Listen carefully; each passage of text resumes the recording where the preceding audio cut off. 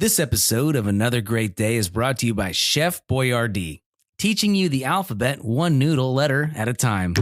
It's Tuesday, April 11, 2023. I'm Aaron, and this is a Chef Chris. Hello. Hello.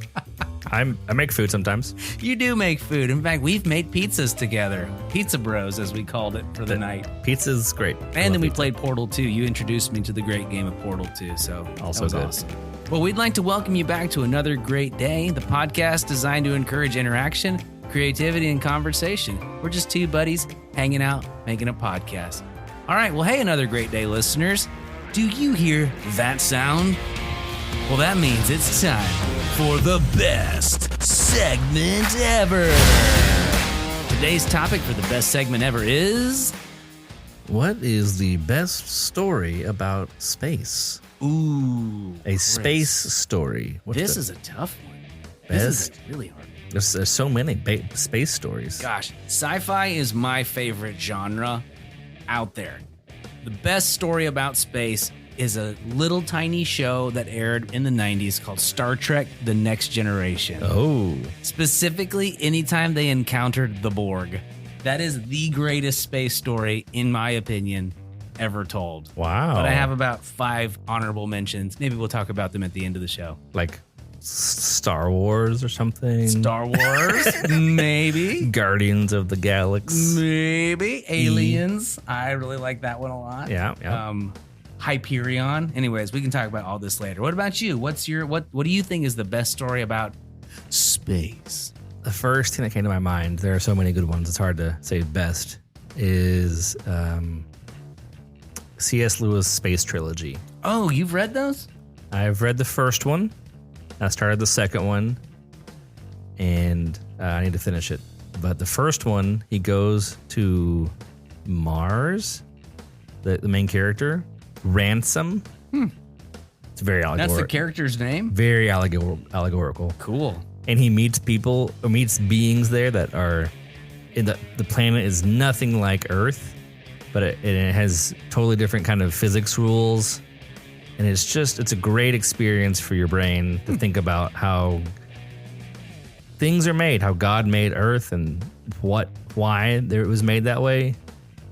I don't know. It's a whole bunch of wonderful things to think about. So. That's great. Well, C.S. Lewis is known for a lot of great books, fiction and nonfiction. Yep, And I know a lot of people have read the Chronicles of Narnia, Mere Christianity, the Screwtape Letters, but I haven't actually met a whole lot of people who have read the Space Trilogy, so that's pretty cool to hear. I'm working my way through it. We'll get there.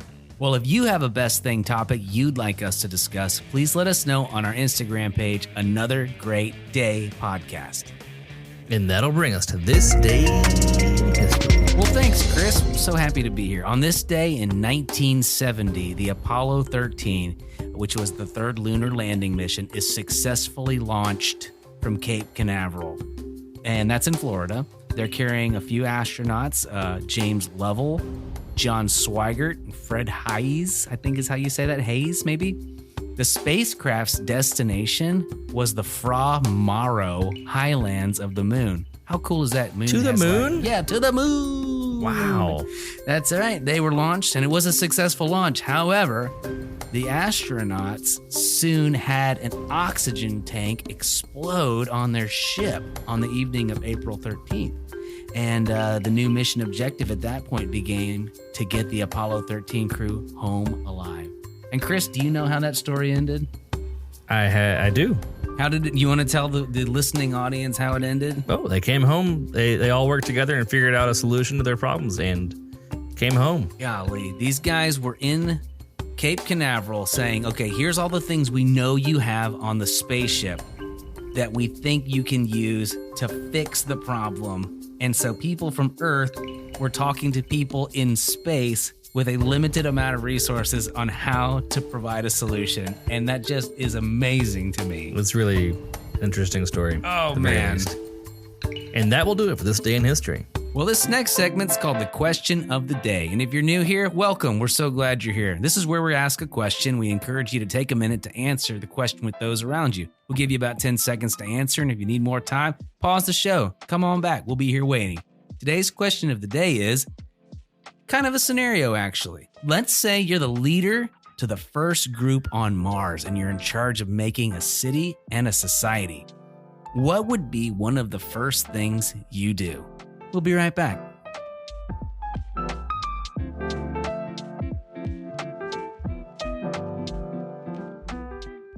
All right, welcome back. Chris, I'm going to go ahead and kick this one off if that's okay. Or do you have an answer No, prepared? I'm getting there. Okay. You go ahead. So first things first, we're setting up the sound system day one. All right. So civilization's been established. We all have homes, working water, all that stuff, resources. And I'm getting the sound system going because we're about to throw an epic dance party, and I'm going to cater in the first ever Domino's pizza that's on Mars. The franchise just opened. Let's go. Pizza party. Pizza/dance party. Day one. Let's go. Day one Mars pizza party. That's great. I was imagining the first thing we would do is figure out how to make food, but Aaron somehow got all the way to the food and the party time. So that was my first impulse was, we're on a new place. Let's make some food and figure out how to, I don't know what we'd do. You're like Matthew Damon. Matt Damon? Matthew Damon. It sounds weird calling him Matthew Damon. It's Matt Damon. Yeah. Anyways, on the Martian, where he's making all those potatoes in his little his hut thingy thing, that he's got. That's pretty great.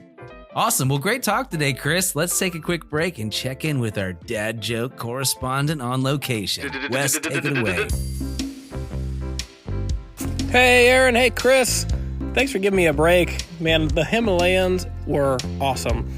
You know, there was this caveman who was found accidentally by hikers while I was here. Turns out they found Himalayan in the ice. Have another great day. Thanks, Wes. I think the rest is history. We'll be right back. Well, welcome back to another great day. I'm Aaron, and that's Chris, and I'm actually in person today recording. So I just reached over and patted him on the back. You hear that noise? Yep, that's me patting him on the back. All right. Well, anyways, we're glad you're here. This part of our show is called The Word of Wisdom. This is where we'll take a minute to go through a proverb or wise saying and then give you our take. Chris, your shirt's really soft, by the way. I just thought you should know This is the highest quality you can get from Amazon, and you purchase in a bundle. It's Amazon Prime. Yeah, I think it's Hanes, but I take the Doug Funny approach to clothing. It's the same 6 shirts or 8 shirts in my closet. I love that. Oh, sorry. It's also Steve Jobs' approach. And a lot of comic book characters. I think Spider-Man wears the same costume almost all the time. Anyways, on to the word of wisdom. I'm basically a superhero. All right. Today's word of wisdom comes to us from Proverbs 21:17.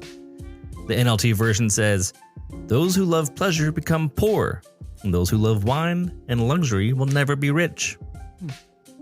And the Amplified version of the Bible says, "He who loves only selfish pleasure will become a poor man. He who loves and is devoted to a wine and an olive oil will not become rich." That's interesting. It is.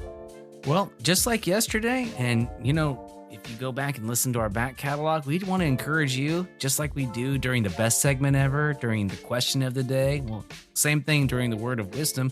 Take a minute, talk about this proverb and what it means to you in your life right now.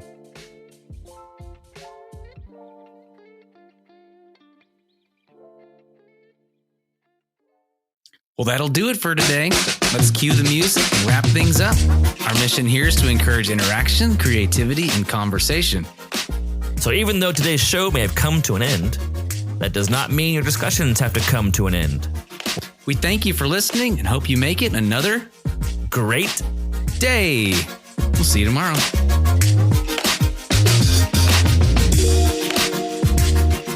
All right, Aaron, if traveling to the moon was fun and cheap and normal, sorry, not fun. If you were doing it just for fun and it was cheap and normal, what would you do on the moon?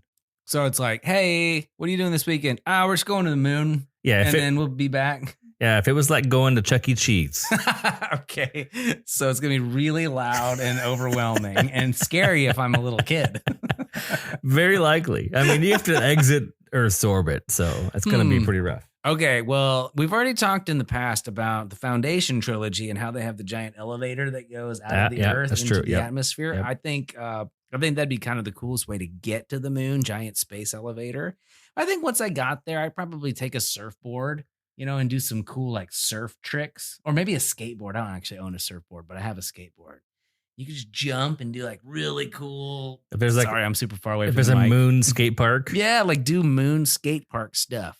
Basically, Tony Hawk the video game, but in real life, because you're not real gonna get life hurt Tony as much. Hawk. Yeah, As you were saying that, I was imagining the moon elevator wouldn't work because the moon is constantly moving around Earth all the time and Earth's orbit turning.